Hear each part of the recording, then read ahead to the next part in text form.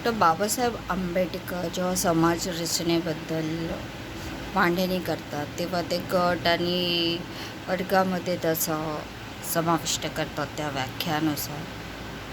तर ऐच्छिक गट आणि संघटित गट यांना जेव्हा आपण बघतो तेव्हा ज्यांच्या भावनावर कोणाचेही विचारांचा अधिकार नसतो, ओके, त्याला आपण तो जो गट असतो त्याला ऐच्छिक गट म्हणणार. म्हणजे इथे एक स्वतंत्र मन असते, स्वतःची मतं असतात, ओके, तो आपल्या इच्छेनुसार वरती निर्भर असतो, एक स्वतंत्र भावना असते आणि तो विभक्तही होऊ शकतो.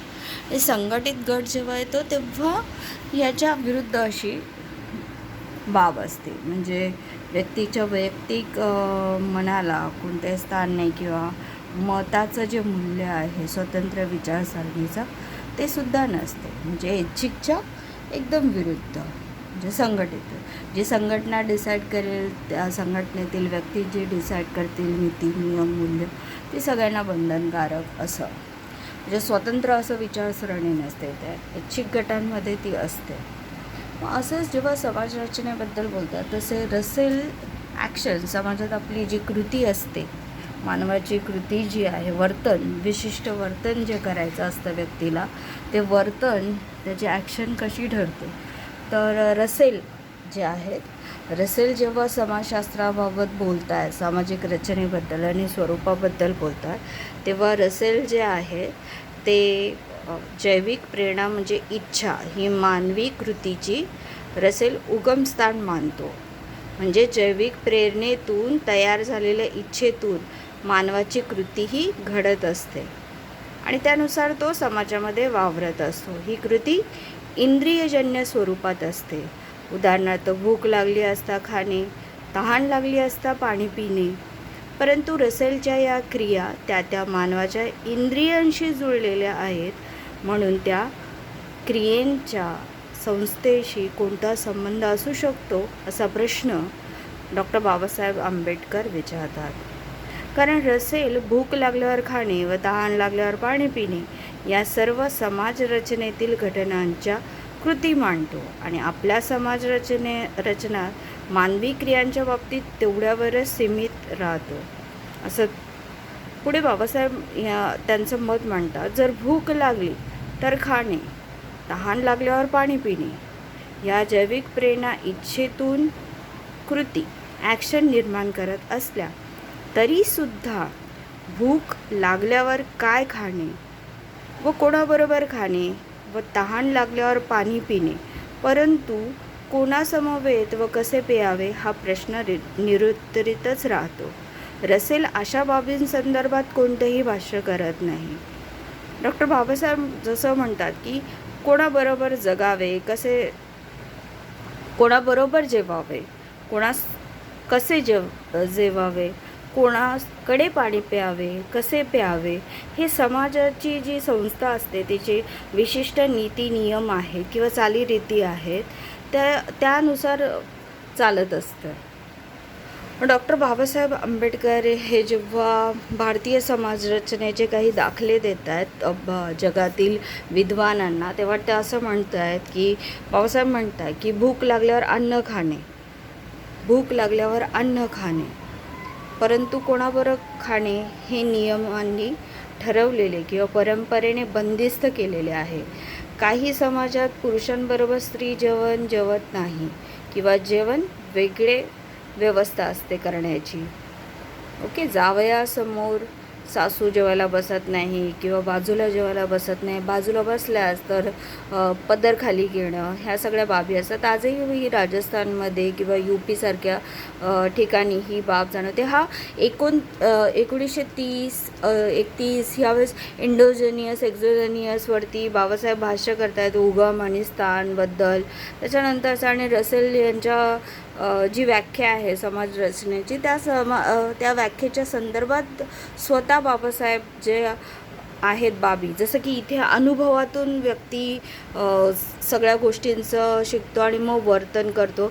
पण प्रत्येक वेळेस तर अनुभवच नाही, तर समाजातील चालीरीती आणि परंपरा ह्या दृष्टिकोनातून व्यक्तीचं वर्तन हे होत असतं असं ते म्हणतात. तर तसंच ही एक आहे की मग पांढरपेशी समाज आहे, तर ते तोला मुलांच्याच पंक्तीला बसणार. मग काही हिंदू धर्मात तर पूर्वी पाणी प्यायला जर म्हटलं तर ते सुद्धा कुठे कशाप्रकारे प्यावे ह्या गोष्टी होत्या. म्हणजे एखादं ब्राह्मणांच्याच घरी पाणी पितो, तर शूद्राकडे पाणी पित नसतं. म्हणजे ही ती धर्मानुसार माणसाच्या कृती किंवा वर्तणूक ही बद्ध झालेली असताना आपल्याला दिसून येत असते. मग ज्याप्रमाणे आता बघा, ज्याप्रमाणे ह्या इच्छा आहेत ओके, त्यानुसार जैविक प्रेरणे, त्याचप्रमाणे जैविक प्रेरणेने मानवाला भूक निर्माण होतात, त्या कृतीतून भागवल्या जातात.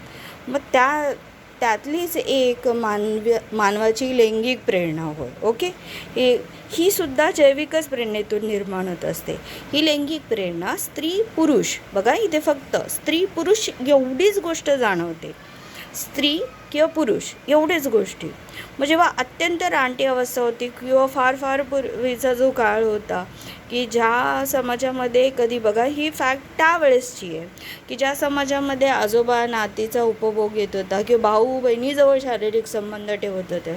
आणि काही आताही म्हणजे जर स्वातंत्र्य आणि ह्याच्या काळातला जर बघितलं, जेव्हा लहान वयात लग्न होत होती तेव्हा जर सपोज सासऱ्याचं वय 35 वर्षाचं असेल तर त्या स्त्रीला, त्या घरातील जी सून असेल ती 16-17 वर्षाची असेल, मग हे 35 वर्षाचे असणार.